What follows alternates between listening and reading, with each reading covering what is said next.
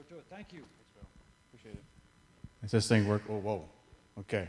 I'll use this so that I don't have to yell. This seems kind of weird to use this microphone. I might talk into this.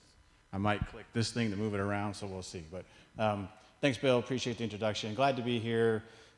Just kind of give you an overview of what we're going to do today, this morning. So I'm going to talk. I guess our theme for even where the camper talk is kind of consistent with the theme for today, and it's this idea of kind of challenging and supporting athletes in their quest, right? And so with this talk is going to be mostly focused on how you as coaches can kind of find that balance between challenging and supporting your athletes with the goal of helping them to thrive, helping them to kind of be at their best. And with our camper talk, then Jamie's going to focus mostly on then kind of how the athletes can kind of challenge and support themselves with some specific tools and strategies for doing that. So what I have planned for this morning with you is to kind of share some information with you about thriving, about resiliency, about challenging and supporting your athletes, give you a framework to kind of think about how best to do this.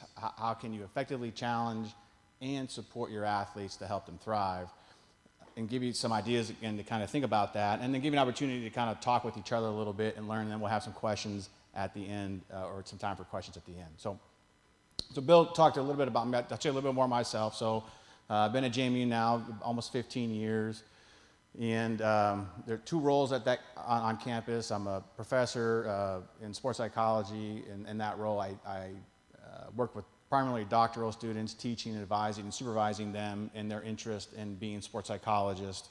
And that's about half of my job. And the other half of my job is in service to our athletic department as Director of Sports Psychology for Athletics. And in that capacity, I provide mental performance, kind of on the field, and also mental health away from the field, those types of services to our student athletes and teams and coaches.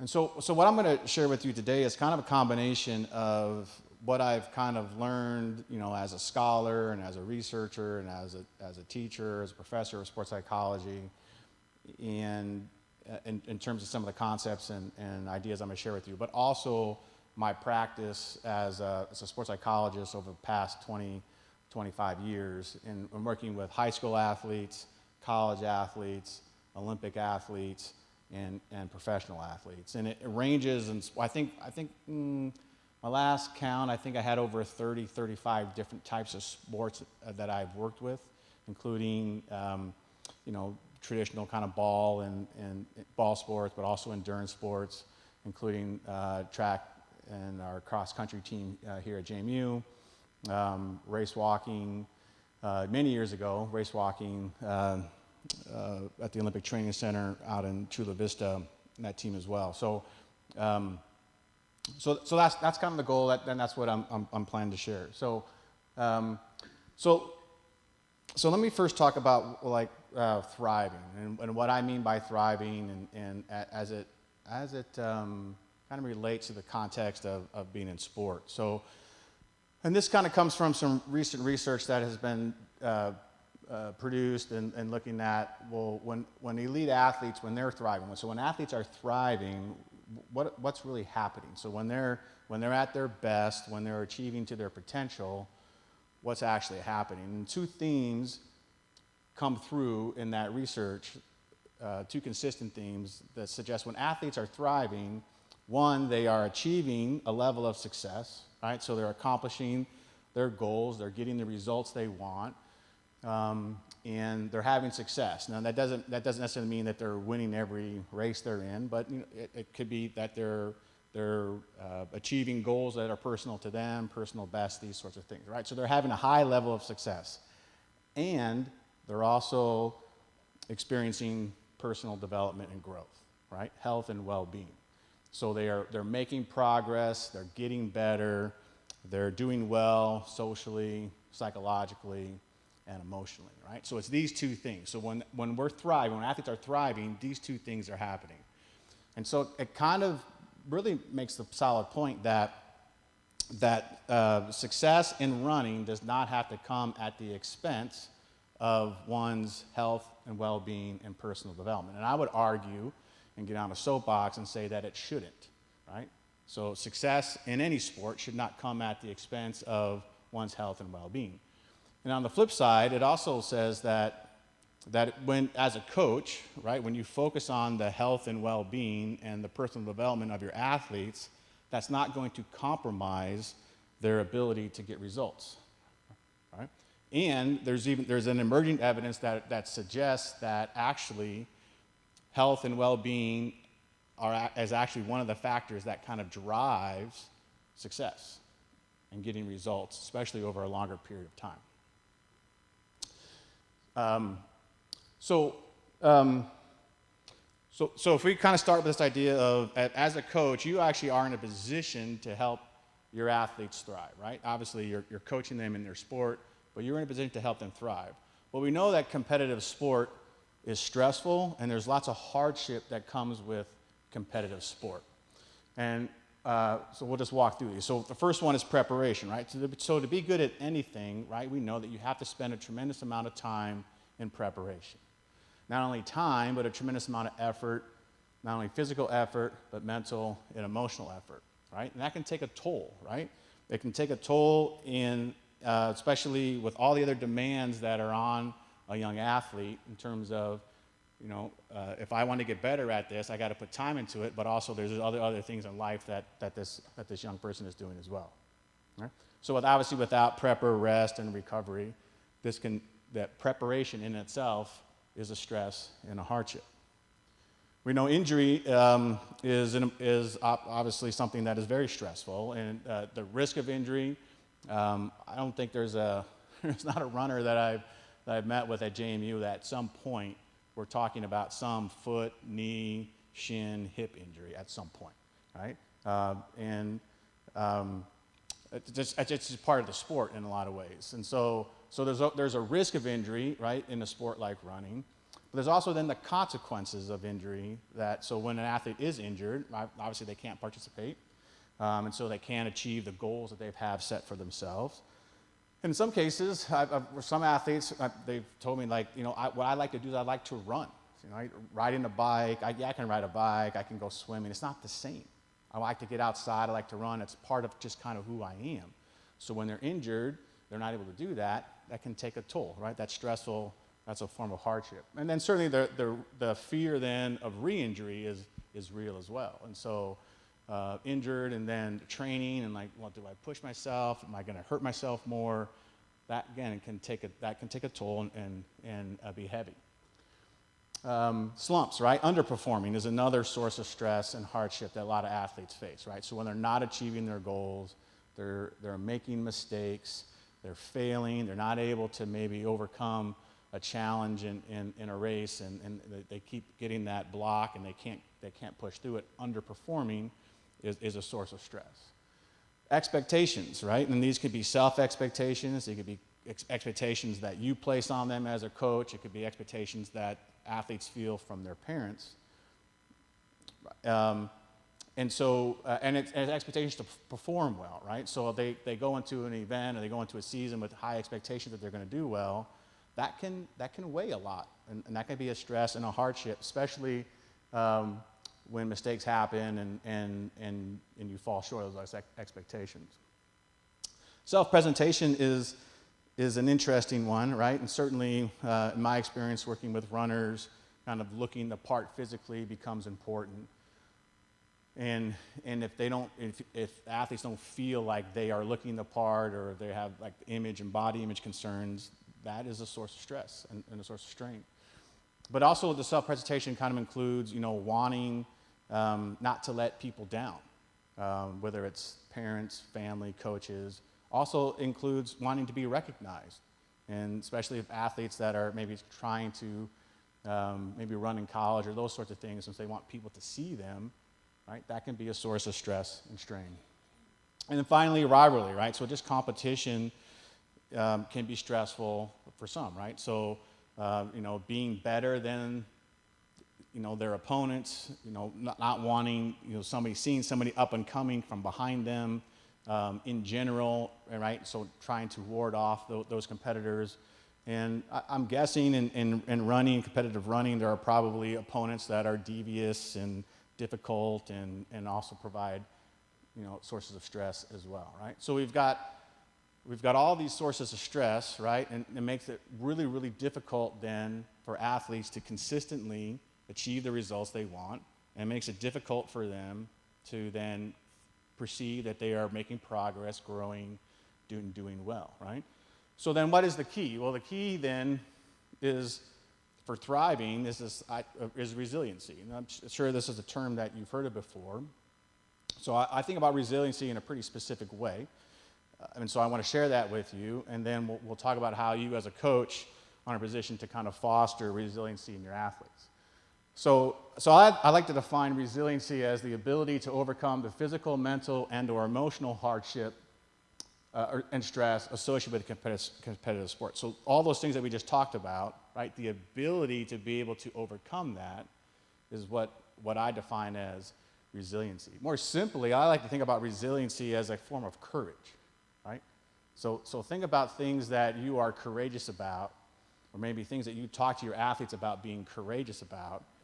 To me, that's a really simple way of thinking about resiliency.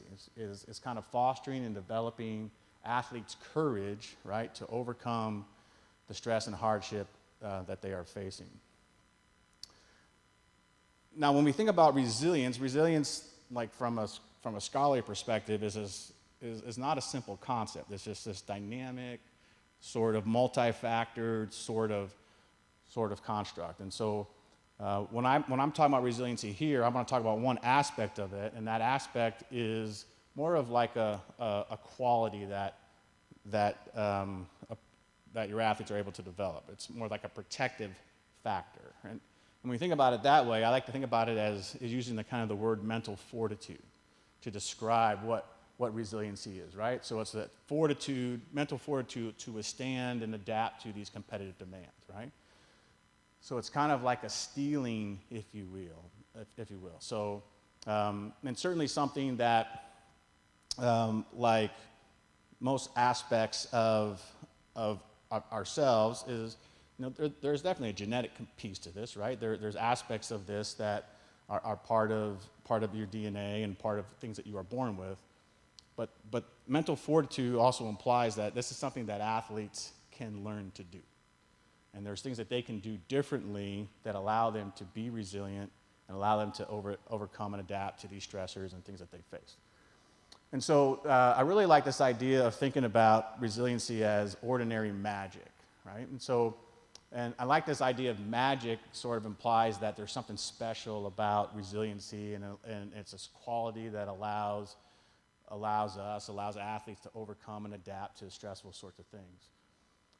So it is like this special sort of protective factor and a quality, but it's ordinary in the fact that it's not like only certain people can develop this attribute. There's aspects of this that can be developed, and so it's ordinary.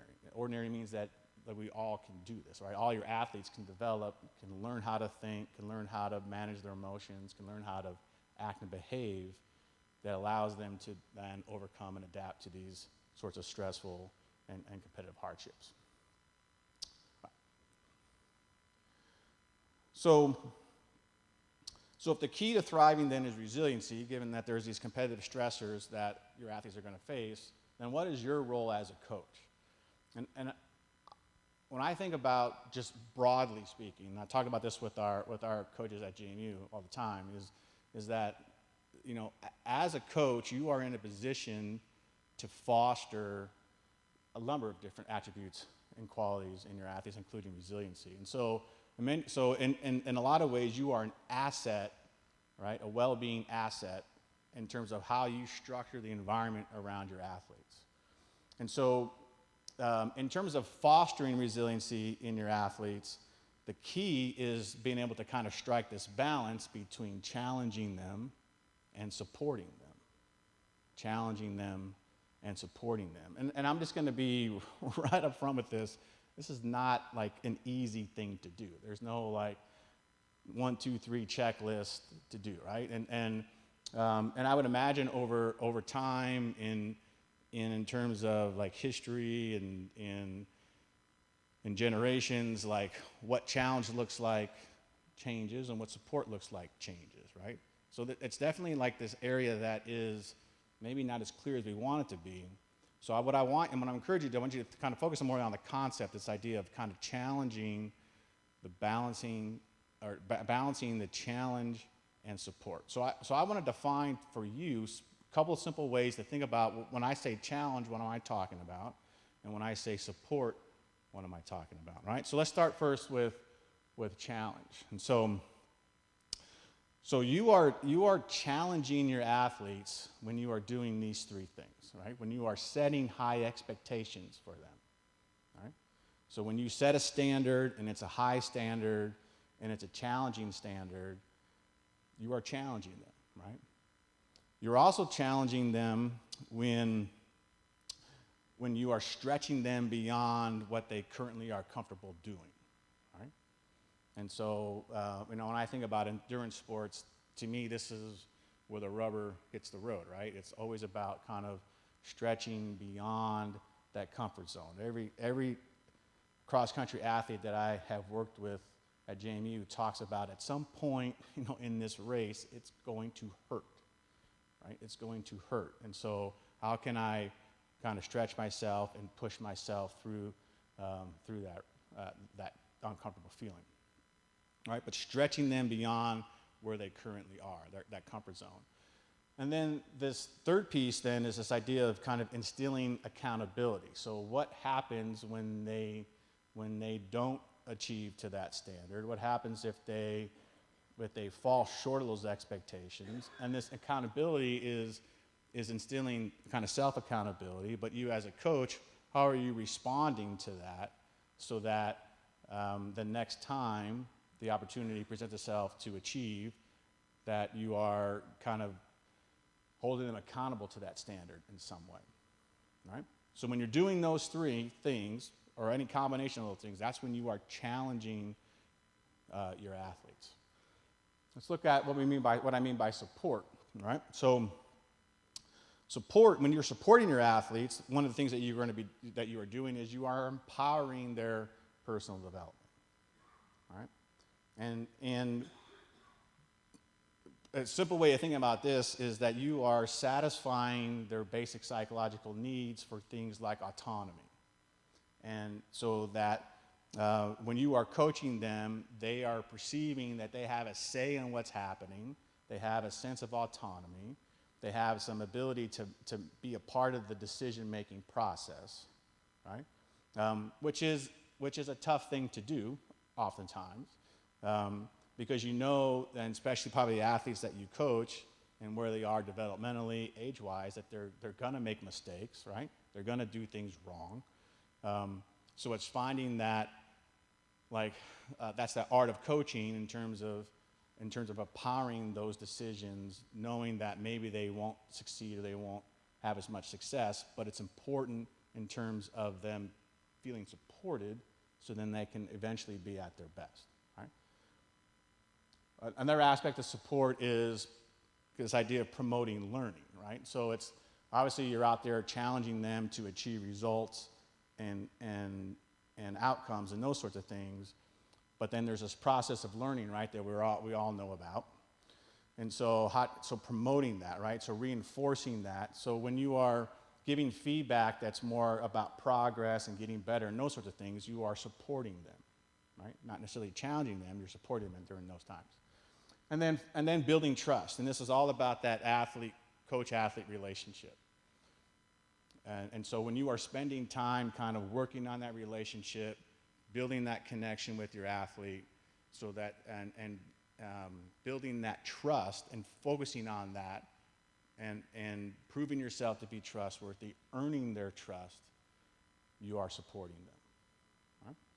So then the key then to fostering resiliency in your athletes is striking a balance between these two things, which at times are kind of polar opposites. Right?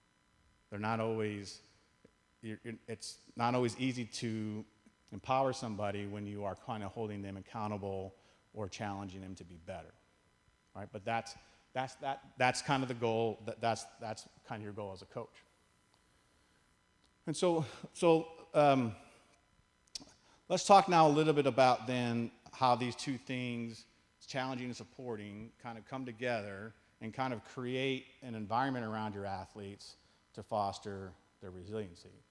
And so if you look at the combination here of high challenge, high support, low support, you can kind of come up with four sorts of environments that reflect a balance between challenging and supporting your athletes. As I walk through these, I want you to think about the reality that at some point in your coaching them, you're going to probably be in one of these four quadrants. So at times you're going to be high challenge and low support, low challenge, high support, and then any combination, right? So as I walk you through this, I don't want you to think about necessarily that I'm always this way, I'm always that way. I want you to think more about times when maybe you are like this, or you create an environment like this, and other times maybe you create an environment that's a little bit differently, right? So, the first one is a stagnant environment, right? This is where relatively low challenge and low support, right? And this is probably the simple way to think about this kind of environment is it just exists, right? It's just a surviving sort of culture. And if you have a stagnant environment, the coach isn't really all that involved, the coach isn't really participating, the coach isn't really seeing. Athletes then are just going through the motions, don't really seem to care, don't know what to do. And here's the reality.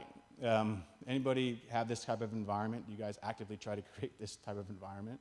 Right? Nobody's going to raise your hand here, right? If this is the way you always were, you wouldn't have a job, you wouldn't be coaching, no athlete would want to run for you, right? So the likelihood is that this isn't going to be an environment that you often create. But there probably may be times, if you were honest with yourself, there are probably times when you're like, yeah, you know what? I haven't been as supportive and or challenging as I need to be for whatever reason. Could be personal reasons where, as coaches, you have lives as well, and so there may be other aspects of your life that are kind of pulling you away from coaching, and so you're not able to be as present, right? You're not able to challenge and instill that accountability in your athletes, and also maybe struggling to kind of find ways to support them because for whatever reason, right? So the reality is that you're probably not in this quadrant very often, but again, if you're being honest with yourself, there might be times when maybe sometimes you have a hint of that. So let's look at the second kind of low challenge environment. And this is a comfortable environment, right? So again, low challenge but high support. In this case, the classic example is the coach that overcares, right? And is more like that kind of nice parent, right? And this is more of an underperforming culture, right? So since the standards aren't really high, there's not really clear expectations, and there's no accountability, then it's just a comfortable environment for the athlete to be in. And so, it's kind of in some cases, athletes can be happy in this case because, they're mostly comfortable, they're avoiding difficult situations.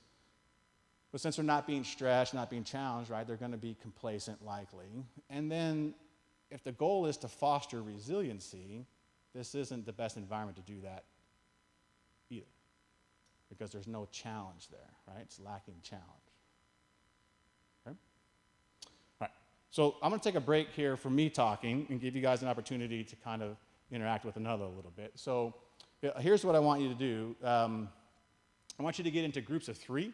So move around a little bit. Get into groups of 3. Maybe pick 1 or 2 people maybe that you don't know as well, right? And I want you to talk with each other about this question, right? So share with your fellow coaches, what is the best thing that you do to challenge your athletes, right? And then just to refresh your memory, what I mean by challenge is, what's the best thing you do to set high expectations and to set a standard for your athletes? Or what's the best thing you do to stretch them beyond their comfort zone? And or what's the best thing that you do to instill a sense of accountability in them to those standards? Okay? Got it? So I'm going to give you about 5 or 7 minutes to do that. So move around, get into groups of 3. If there is an odd number, then just have a group of 4 and take a couple minutes, and then each one kind of share the best thing that you do to challenge your athletes.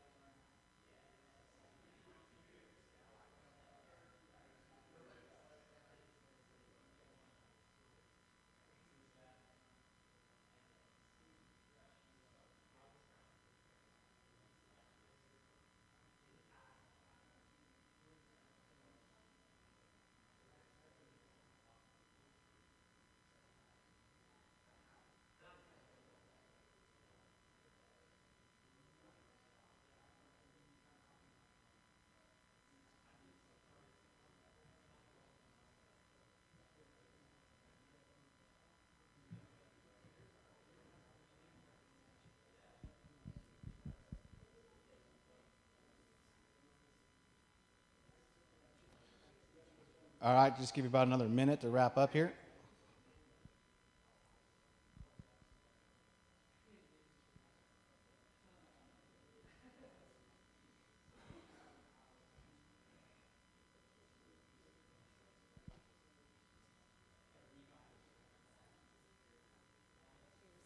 get questions instead of giving the mic to someone, just repeat the question so everybody hears it. Gotcha. Gotcha. I might not be able to hear the question, to be honest with you.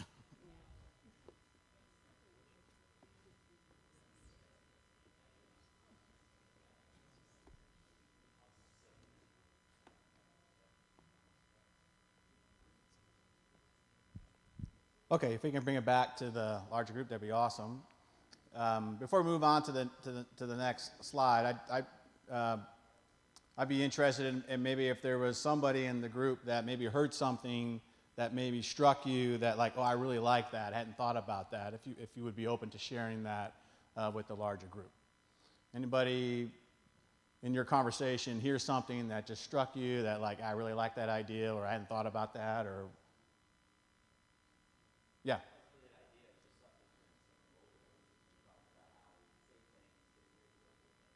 Okay. Yeah. Yeah. So being flexible yourself, right, in terms of what is challenging now, maybe versus what was challenging before, right? Does that have you questioning yourself at times with regard to that at all? Yeah. Yeah.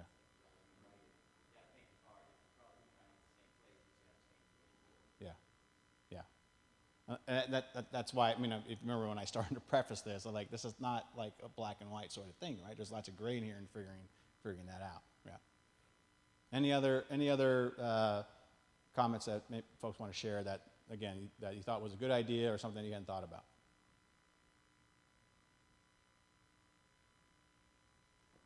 Okay. All right. So these first two cultures that I talked about were again at the lower challenge, right? So those were the two type of environments that you can kind of create that were more focused on that low challenge. So let's look at the other two that were the challenge is high but support is low and or high, right? So the first one is what described as an unrelenting environment, right? And so this is the environment where there's high challenge, so lots of expectations, stretching beyond comfort zones, instilling accountability, but really no empowering of personal development, no promoting of learning. It's all about results, and there's not really a focus on kind of trust and kind of building that athlete-coach relationship. And so the challenging thing in many ways, from my perspective, is this is a culture where you do see results. You can get results out of this type of a culture, right? And when you are demanding, when coaches are shaming, when they're blaming, when they're motivating through those sorts of ways, you can get results from that. We've seen it. There's lots of examples of this. The reality is this is an unsustainable, unhealthy sort of culture, and especially more today, right, in terms of just where we are in the generation of athletes, so on and so forth. And so, so the challenge here is to think about, again, I would doubt any of you would raise your hand and say, yep, this is my favorite type of environment. I love to create this type of environment, right? But if you're being honest with yourself, there probably are times, right, when maybe inadvertently or maybe unintentionally, your standards and expectations and accountability is super high, and you're maybe falling a little bit short on supporting, right? And so it's not sustainable. The drawback to this is that athletes will often feel isolated, not only from yourself, but from each other, right? Because there's not a focus on their development. There's not a focus. They're not getting feedback about learning. It's only about results, these sorts of things. And so not only will they get isolated from each other, but also from you. And so it'll start to kind of break down that good athlete-coach relationship, and that trust will erode. And also then, because there's this emphasis on results, there's this fear of making mistakes, not, avoiding challenging themselves because they don't want to fall short, and all that stress that we talked about earlier in terms of expectations and those sorts of things, letting people down, all comes into play, right?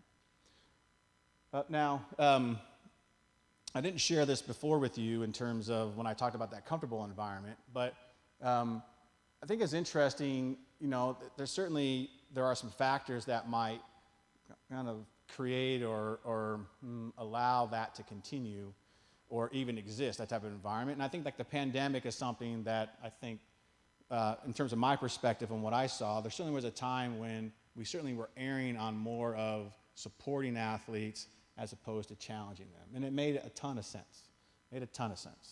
Athletes were stressed, anxious about the uncertainty, as most of us were in terms of how this is going to be. So we kind of erred on the side of supporting as opposed to challenging and pushing. It made lots of sense for that. There are going to be times when maybe it might be appropriate to have that balance where you are more on the challenge side than on the support side, right? But I don't think you ever want to be in a position where you are just fully, wholly challenging them and not supporting.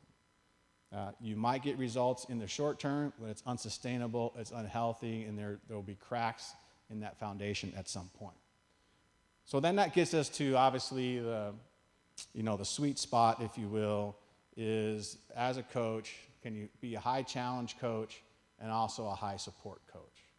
Can you collaborate with your athletes, working together to challenge them and support them and have this kind of thriving culture? So again, what's happening in this type of culture, you have standards, you have expectations, you're instilling accountability when athletes are falling short, and empowering them, giving them a voice, allowing them to have that sense of autonomy, developing them, focusing on that with them, focusing on learning, promoting that, seeing competitions and opportunities to win or to learn, where failure isn't really a part of the equation. It's always something that you can learn from, and then building that trust, right? I mean, you can do both of these two things. These things are not exclusive of one another. You can both challenge and support your athletes. Not easy, but that's the goal, right? And so what's good about this is this idea that we're all in this together. Not only the athletes, they're connected with each other, but also then they're connected with you, right? And you're kind of building up that bank account, if you will, for you to challenge them, which means they're not always going to like you when you challenge them. But if you also then are also focusing on supporting them, then that they'll absorb that challenge far easier. And then taking ownership as well. So this is kind of what we're after, right? This idea of how to challenge and support in, that's kind of what we're trying to do. So the next set of questions, and if you want to get back into those same groups, that would be great. I want you to now let's spend 5 minutes or so talking with each other about what are the best things that you do to support your athletes. So how do you empower their personal development? How do you promote a focus on learning? And how do you build trust with your athletes? All right? So go ahead and get those groups again, take 5 minutes or so, and have this conversation.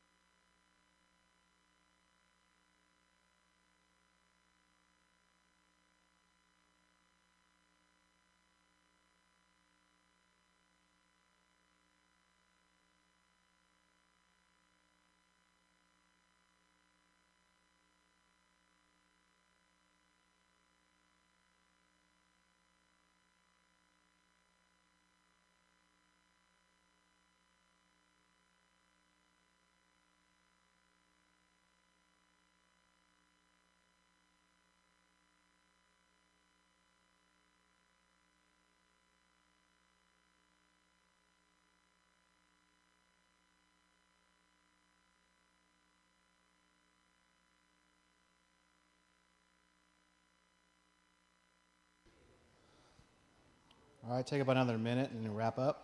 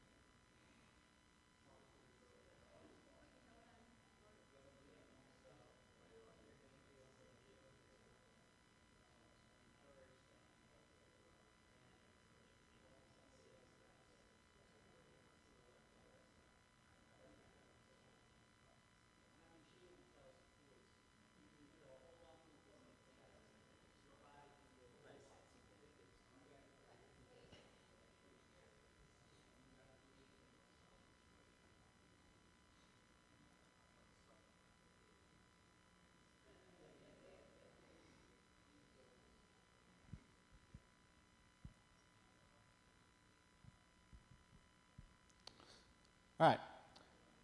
So hopefully that was a helpful exercise. Just again, maybe you got an idea or two in talking with some of your peers in terms of how to best support. And then also I was kind of also hearing some challenges to that as well, right? It's not always easy to support, and there's challenges that come along with that as well. Let me just share just some final thoughts here for you, and then we'll kind of open it up for some questions. When trying to strike this balance between challenging and supporting your athletes, I think it's best that you take an individual approach, right? You can't challenge every athlete the same, and you can't support every athlete the same. You have to have this individual approach. And so it's just this kind of famous sort of quote, right, from this theologian that talks about comforting the troubled and troubling the comfortable. And I think that's a useful way to think about when it comes to challenging and supporting your athletes. There's going to be some athletes that are comfortable, they're doing well, they're achieving success, their health and well-being is good, they're doing well socially, emotionally, psychologically, and they're in a position then for you to, quote, trouble them, right? And by that I mean challenge them, right? Maybe set a higher standard for them. Maybe stretch them a little bit more. Maybe hold them a little bit more accountable, right? Then there's going to be other athletes that are going to be more in the troubled category. So maybe they're struggling with results, maybe physically, emotionally, or psychologically, they're maybe not doing as well for whatever reason, right? They're probably not the prime athlete to challenge. That athlete probably needs more of the support, right? So involving them in decisions, empowering them, giving them kind of motivational feedback, that sort of thing, to kind of support them until they're in a better position where you can then challenge them. And then also in terms of finding this balance, right? My whole message to you today is finding that balance between challenging and supporting, right? And not to think about it as at every single moment in time you have to strike this balance. There's going to be times when it's going to be appropriate for you to challenge more, right? And there's going to be times then where it's going to be appropriate for you to support more. So look at this balance maybe more over time, right? As opposed to like every single thing that you do, you have to strike this balance, right? And so that's where I was trying to say with those quadrants, right? There's going to be times when maybe you are in maybe one of those quadrants more so than another, and then be reflecting and think about your coaching style and look at yourself over time. How well am I striking this balance? Am I being too relenting? Am I being too comfortable over time? And asking yourself those questions. And then the last thing is this idea of, again, of relationships. Every time I talk to coaches, I always kind of highlight this. I think this is so important. But if you ask me what coaching comes down to at some point, it's always going to be the relationship that you have with your athletes.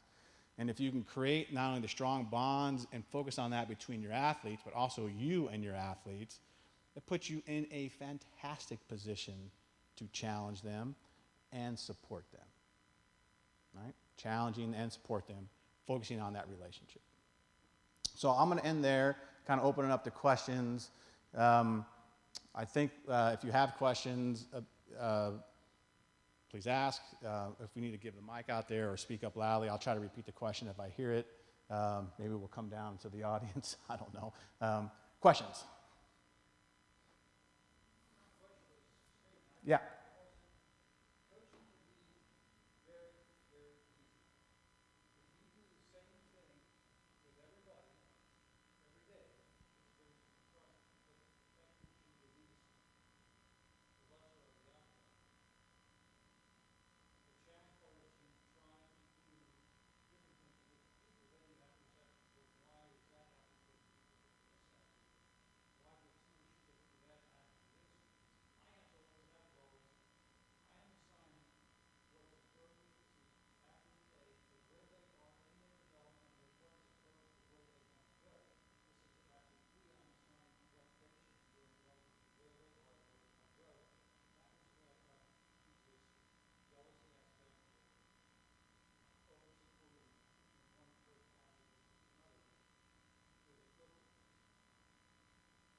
Yeah.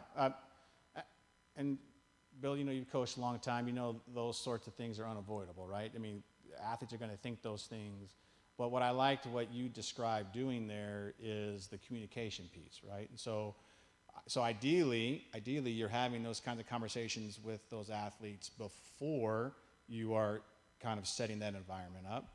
And then you challenge and or support athletes in different ways. And then you have those ongoing conversations and explaining that, right? And that to me is, you can't do that if you don't really focus on the relationship you have with each of your athletes, because then they're just words, right, that you are saying.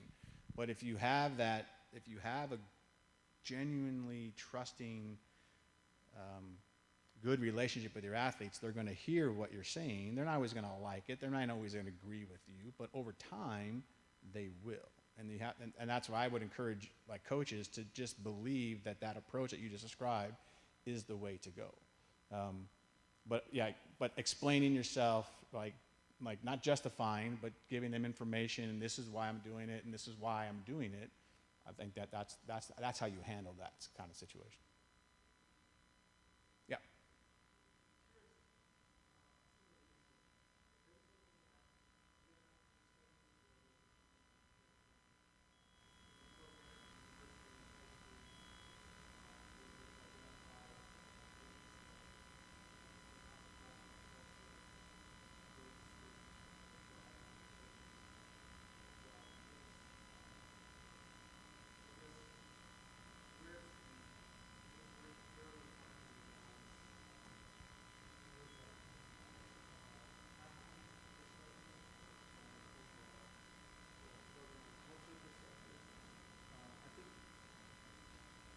As coaches, we like to think that we are fostering a great environment.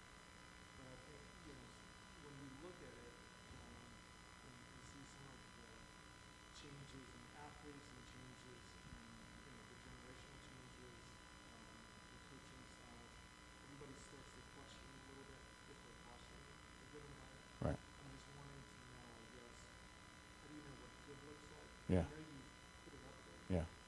but is there any case studies? Yeah. The question, and rephrase this if I got it wrong, but like, how do you know if you're creating the environment that you want, that you're trying to create? Like, how do you know that? The details, yeah, yeah. It's a great question. I don't have a great answer for you. I'm gonna be honest with you. I think how you know, and there's certainly some research out there that will give you some more details about this is kind of what this environment looks like. So if you're interested in that, the names that I gave up there, the Fletcher and Sarkar, are two individuals that have written a lot about this, and how to kind of strike that balance. But I would add more in a practical sort of way. I would encourage you to obviously do lots of reflection, right? Be constantly asking yourself those questions, and then have peers that you trust that you can then say, here's what I'm doing. What do you think about this? Does this make sense?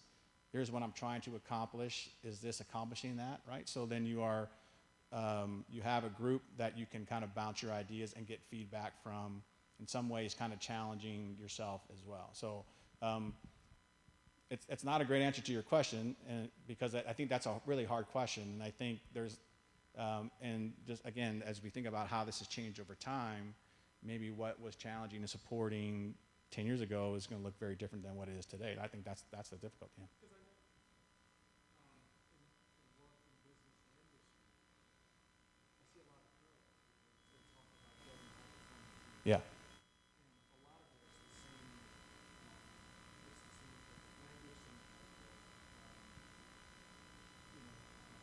I guess allowances, considerations that you have. So Yeah. I'm also curious if there's an overlap Yeah. between building high performing business Yeah. teams and that type of culture and Yeah. sports. There is, and there are people. I'm not as familiar with the literature kind of outside of sport, but there certainly are folks that are looking at and seeing the parallels between high performing teams and other industries. And in fact, the folks that did this, some of the that I cited or whatever, they also kind of research in some of those areas as well. So yeah, yeah, yeah, yeah. Yep, Gervais, yep, Mike Gervais, yeah.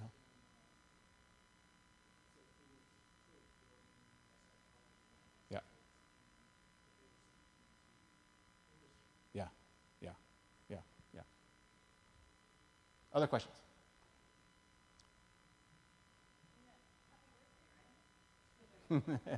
Should we sing? Yeah. Not him.